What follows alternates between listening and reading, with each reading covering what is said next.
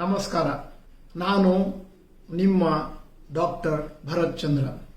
ಬಹಳ ಜನ ನನಗೆ ಕೇಳ್ತಾರೆ, ಡಾಕ್ಟರ್ ಭರತ್ ಚಂದ್ರ, ನೀವು ಬಹಳ ಎನರ್ಜೆಟಿಕ್ ಆಗಿದ್ದೀರಿ, ಕ್ಲಾಸ್ ಮಾಡಬೇಕಾದ್ರೆ ಬೆಳಿಗ್ಗೆ 9 ಗಂಟೆಯಿಂದ ರಾತ್ರಿ 9 ಗಂಟೆವರೆಗೆ ಕ್ಲಾಸ್ ಮಾಡ್ತೀರಿ, ಓಡಾಡಿಕೊಂಡೇ ಕ್ಲಾಸ್ ಮಾಡ್ತೀರಿ, ನಿಂತ್ಕೊಂಡೇ ಇರ್ತೀರಿ, ಕ್ಲಾಸ್ ಆದಮೇಲೆ ಸಾವಿರಾರು ಜನರ ಪ್ರಶ್ನೆಗಳಿಗೆ ಉತ್ತರವನ್ನು ಕೊಡ್ತೀರಿ, ಇಷ್ಟು ಎನರ್ಜಿ ಎಲ್ಲಿಂದ ಬರುತ್ತೆ?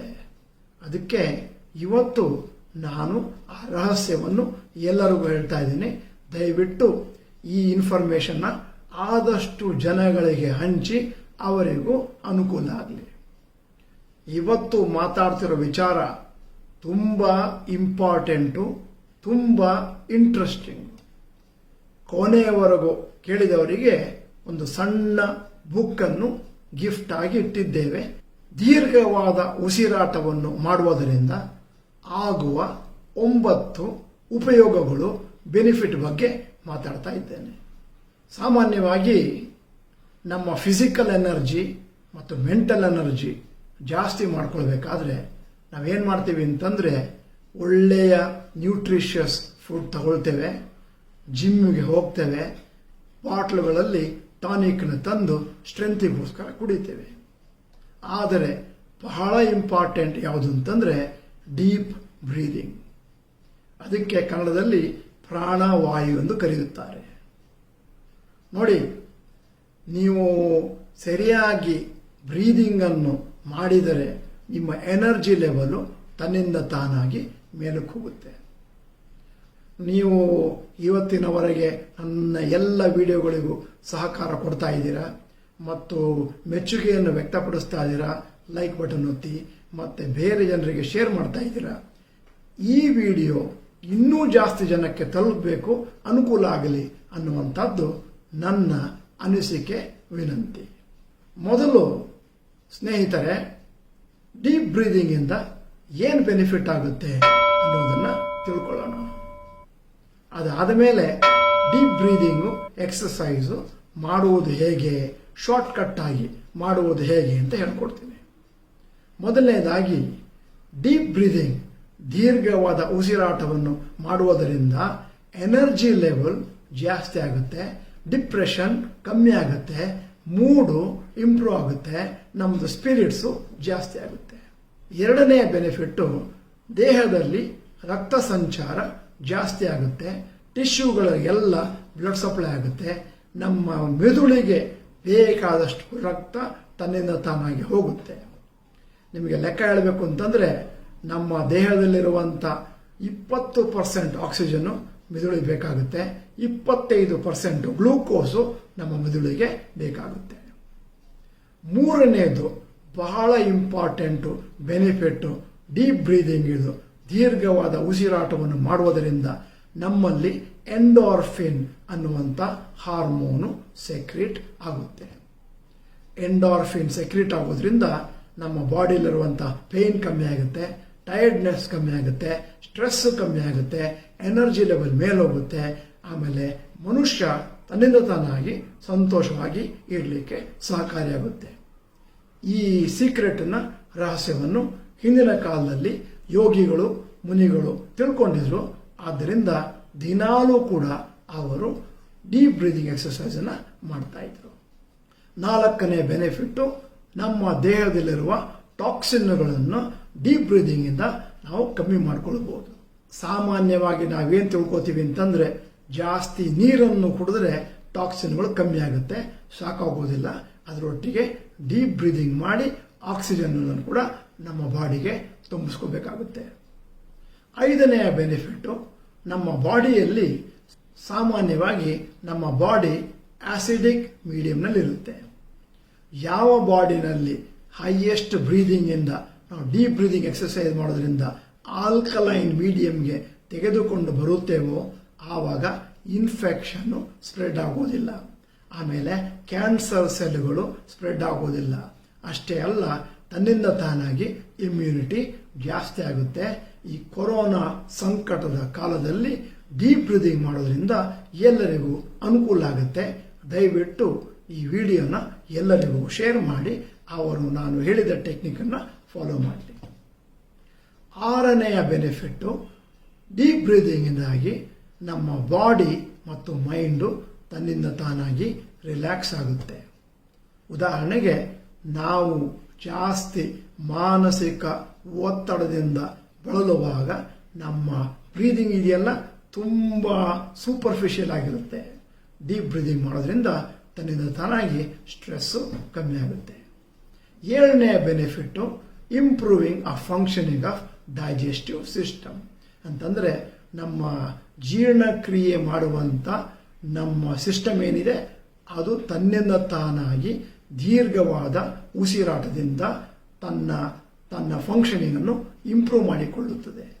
ಉದಾಹರಣೆಗೆ, ನಿಮ್ಮ ಹಸಿವು ಜಾಸ್ತಿ ಆಗುತ್ತೆ, ಜೀರ್ಣಕ್ರಿಯೆ ಜಾಸ್ತಿ ಆಗುತ್ತೆ ಮತ್ತು ಜನರಲ್ ಆಗಿ ಮೆಟಬಾಲಿಸಮ್ ಜಾಸ್ತಿ ಆಗುತ್ತೆ. 8ನೆಯ ಬೆನಿಫಿಟ್ಟು, ಡೀಪ್ ಬ್ರೀದಿಂಗಿಂದ ನಮ್ಮ ಲಿಂಫ್ಯಾಟಿಕ್ ಸಿಸ್ಟಮು ತನ್ನಿಂದ ತಾನಾಗಿ ಕ್ಲೀನ್ ಆಗುತ್ತೆ. ಒಳಗಿಡುವಂಥ ಗಾರ್ಬೇಜು ಹೊರಗೆ ಬರುತ್ತೆ. ತನ್ನಿಂದ ತಾನಾಗಿ ಮುಂದೆ ಬರುವಂಥ ಯಾವುದೇ ಕಾಯಿಲೆ ನಮ್ಮ ದೇಹದಲ್ಲಿ ಮನೆ ಮಾಡುವುದಿಲ್ಲ. ಕೊನೆಯ ಬೆನಿಫಿಟ್ ಏನು ಅಂತಂದರೆ, ನಮ್ಮ ಬ್ಲಡ್ಡಿನ ಕ್ವಾಲಿಟಿ ಇಂಪ್ರೂವ್ ಆಗುತ್ತೆ. ಯಾಕಂದರೆ ಆಕ್ಸಿಜನ್ ಜಾಸ್ತಿ ಆಗ್ತಾ ಇದ್ದ ಹಾಗೆ, ಆಕ್ಸಿಜನ್ನ ಸರ್ಕ್ಯುಲೇಷನ್ ಜಾಸ್ತಿ ಆಗ್ತಿದ್ದ ಹಾಗೆ ಕಿಡ್ನಿ, ಹಾರ್ಟು, ಬ್ರೈನು, ಮಸಲುಗಳು ತನ್ನಿಂದ ತಾನಾಗಿ ಜಾಸ್ತಿ ಎಫಿಷಿಯೆಂಟ್ ಆಗಿ ಕೆಲಸ ಮಾಡಲಿಕ್ಕೆ ಪ್ರಾರಂಭ ಮಾಡ್ತವೆ. ಈಗ ಮುಂದಿನ ಕೆಲ ನಿಮಿಷಗಳಲ್ಲಿ ಬ್ರೀದಿಂಗ್ ಎಕ್ಸರ್ಸೈಸನ್ನು ಈಗ ನೀವು ಹೇಗೆ ಮಾಡುವುದು ಅಂತ ಹೇಳ್ಕೊಡ್ತೀನಿ. ಸಾಮಾನ್ಯವಾಗಿ ನಾವು ಪ್ರಾಣಾಯಾಮ ಮಾಡ್ತೇವೆ, ಅದಕ್ಕೆ ಜಾಸ್ತಿ ಸಮಯ ಬೇಕಾಗುತ್ತೆ, ಎಲ್ಲ ಕಡೆ ಮಾಡಲಿಕ್ಕಾಗೋದಿಲ್ಲ. ಈ ಡೀಪ್ ಬ್ರೀದಿಂಗ್ ಎಕ್ಸರ್ಸೈಸನ್ನು ನೀವು ಎಲ್ಲಿ ಬೇಕಾದರೂ ಮಾಡಬಹುದು, ಯಾವಾಗ ಬೇಕಾದರೂ ಮಾಡಬಹುದು, ಎಷ್ಟು ಸಮಯಕ್ಕಾದರೂ ಮಾಡಬಹುದು. ಈ ಡೀಪ್ ಬ್ರೀದಿಂಗ್ ಎಕ್ಸರ್ಸೈಸು 3 ಸ್ಟೆಪ್ಪಿನಲ್ಲಿ ನಡೆಯುತ್ತದೆ. ಅದನ್ನು ವಿವರವಾಗಿ ಹೇಳ್ತಾ ಇದ್ದೀನಿ, ದಯವಿಟ್ಟು ನೋಟ್ ಮಾಡ್ಕೊಳ್ಳಿ. ಮೊದಲನೆಯದಾಗಿ ಒಂದು ಒಳ್ಳೆಯ ಕಂಫರ್ಟಬಲ್ ಪೊಸಿಷನಲ್ಲಿ ಕೂತ್ಕೊಳ್ಳಿ. ಎರಡನೆಯದು, ಈ ಫಾರ್ಮುಲಾ 1:4:2 ಫಾರ್ಮುಲಾ. ಇನ್ನೊಂದ್ಸತಿ ಹೇಳ್ತೀನಿ, 1:4:2 ಫಾರ್ಮುಲಾ. ಮೊದಲನೇದಾಗಿ ಮಾಡಬೇಕಾಗಿರೋದು, ಒಂದು ದೀರ್ಘವಾದ ಉಸಿರನ್ನು ತೆಗೆದುಕೊಳ್ಳಿ. ಅದಾದ ಮೇಲೆ ನೀವು ಆ ಉಸಿರನ್ನು 4 ಪಟ್ಟು ಸಮಯ ಜಾಸ್ತಿ ಹಿಡಿದಿಟ್ಟುಕೊಳ್ಳಿ. 5 ಸೆಕೆಂಡು ಉಸಿರನ್ನು ಒಳಗೆ ತೆಗೆದುಕೊಂಡಿದ್ದರೆ 20 ಸೆಕೆಂಡು ಉಸಿರನ್ನು ನೀವು ಹಿಡಿದಿಟ್ಟುಕೊಳ್ಳಿ. ಅದಾದ ಮೇಲೆ 10 ಸೆಕೆಂಡು ಅಂದಾಜು ಆ ಉಸಿರನ್ನು ಹೊರಕ್ಕೆ ನಿಧಾನವಾಗಿ ಬಾಯಿಯಲ್ಲಿ ಬಿಡಿ. ಮತ್ತೊಂದು ಸತಿ ಹೇಳ್ತೇನೆ, ಮೊದಲನೆಯ ಸ್ಟೆಪ್ಪು, ನೀವು ದೀರ್ಘವಾದ ಉಸಿರನ್ನು ಮೂಗಿನ ಮೂಲಕ ತೆಗೆದುಕೊಳ್ಳಿ, ಅಂದಾಜು 5 ಸೆಕೆಂಡು ಎಂದಿಟ್ಟುಕೊಳ್ಳೋಣ. ಎರಡನೆಯ ಸ್ಟೆಪ್ಪು, ನೀವು ಆ ಉಸಿರನ್ನು ಕನಿಷ್ಠ 20 ಸೆಕೆಂಡಿನವರೆಗೆ ಹಿಡಿದಿಟ್ಟುಕೊಳ್ಳಿ. ಅದಾದ ಮೇಲೆ ಆ ಉಸಿರನ್ನು ನೀವು ಅಂದಾಜು 10 ಸೆಕೆಂಡಿನವರೆಗೂ ಬಾಯಿಯಿಂದ ಹೊರಕ್ಕೆ ಬಿಡಿ. ಇದನ್ನು ನನ್ನ ಸಲಹೆ ಏನು ಅಂತಂದರೆ, ಒಂದು ಅಂದಾಜು ನೀವು ದಿನಕ್ಕೆ 2-3 ಸತಿ, 10-15 ಸತಿ ಒಂದು ಸತಿಗೆ ಮಾಡಬೇಕು. ಅಂತಂದರೆ ಒಮ್ಮೆ ಪ್ರಾರಂಭ ಮಾಡಿದರೆ ಒಂದು 10-12-15 ಈ ಥರದ ದೀರ್ಘವಾದ ಉಸಿರನ್ನು ತೆಗೆದುಕೊಳ್ಳಿ, ಬಿಡಿ. ಅಥವಾ ನಿಮಗೆ ಎಲ್ಲಿ ಸಮಯ ಇದೆಯೋ, ಯಾವಾಗ ಸಮಯ ಇದೆಯೋ ಅಲ್ಲಿ ಕೂಡ ಇದನ್ನು ಪ್ರಾಕ್ಟೀಸ್ ಮಾಡಬಹುದು. ಪ್ರಾಣಾಯಾಮ ಮಾಡಲಿಕ್ಕೆ ನಿಮಗೆ ಜಾಸ್ತಿ ಸಮಯ ಬೇಕಾಗುತ್ತೆ, ಇದಕ್ಕೆ ಕಮ್ಮಿ ಸಮಯ ಸಾಕಾಗುತ್ತೆ. ಆದರೆ ಇಷ್ಟೇ ಎಕ್ಸರ್ಸೈಸು ಡೀಪ್ ಬ್ರೀದಿಂಗ್ ಮಾಡೋದ್ರಿಂದ ನಿಮ್ಮ ಬಾಡಿ ಕಂಪ್ಲೀಟ್ ಆಗಿ ರಿಫ್ರೆಶ್ ಆಗುತ್ತೆ. ಈ ಎಕ್ಸರ್ಸೈಸು ಎಲ್ಲರಿಗೂ ಉಪಯುಕ್ತ. ಆದ್ದರಿಂದ ದಯವಿಟ್ಟು ಇದನ್ನು ಜಾಸ್ತಿ ಜನಗಳಿಗೆ ಶೇರ್ ಮಾಡಿ. ಇದಕ್ಕೆ ₹1 ಖರ್ಚಿಲ್ಲ. ಪ್ರಾಣವಾಯುವನ್ನು ತೆಗೆದುಕೊಳ್ಳುವುದು, ಬಿಡುವುದು. ಎಲ್ಲ ಕನ್ನಡಿಗರಿಗೂ ಅನುಕೂಲ ಆಗಲಿ ಅಂಥೇಳಿ ಈ ವಿಡಿಯೋವನ್ನು ಕನ್ನಡದಲ್ಲಿಯೇ ಮಾಡಿದ್ದೇನೆ. ನನ್ನದೊಂದು ವಿನಂತಿ, ಕನಿಷ್ಠ ಪಕ್ಷ 1 ಕೋಟಿ ಜನ ನಮ್ಮ ಕರ್ನಾಟಕದಲ್ಲಿ ಈ ವಿಡಿಯೋವನ್ನು ನೋಡಬೇಕು. ನಿಮಗೆ ಕಳಿಸ್ಲಿಕ್ಕೆ ಏನೂ ಖರ್ಚಿಲ್ಲ. ಪ್ರಾಣವಾಯುವನ್ನು ತೆಗೆದುಕೊಳ್ಳುವುದಕ್ಕೂ ಏನು ಖರ್ಚಿಲ್ಲ. ಎಕ್ಸರ್ಸೈಸ್ ಮಾಡುವುದರಿಂದ ಎಲ್ಲರಿಗೂ ಆರೋಗ್ಯದಲ್ಲಿ ಬೇಕಾದಷ್ಟು ಬೆನಿಫಿಟ್ ಆಗ್ತದೆ. ಸ್ನೇಹಿತರೆ, ವಿಡಿಯೋ ಚೆನ್ನಾಗಿದ್ರೆ ಲೈಕ್ ಮಾಡಿ, ಆಮೇಲೆ ಕಮೆಂಟ್ ಬರೆಯಿರಿ. ಅದಾದ ಮೇಲೆ ನಮ್ಮ ಚಾನಲ್ಲಿಗೆ ಸಬ್ಸ್ಕ್ರೈಬ್ ಮಾಡ್ಕೊಳ್ಳಿ, ಬೆಲ್ ಐಕಾನನ್ನು ಪ್ರೆಸ್ ಮಾಡಿ. ಅದಾದ ಮೇಲೆ ಕನಿಷ್ಠ ಪಕ್ಷ ಒಂದು 50 ಜನಕ್ಕೆ ವಿಡಿಯೋನ ಫಾರ್ವರ್ಡ್ ಮಾಡಿ. ಅವರು ಕೂಡ ಆದಷ್ಟು ಈ ಡೀಪ್ ಬ್ರೀದಿಂಗ್ ಎಕ್ಸರ್ಸೈಸನ್ನು ಅವರು ಕೂಡ ಪ್ರಾಕ್ಟೀಸ್ ಮಾಡಲಿ. ವಿಡಿಯೋನ ಕೊನೆಯವರೆಗೆ ನೋಡಿದ್ದೀರಿ, ಧನ್ಯವಾದಗಳು.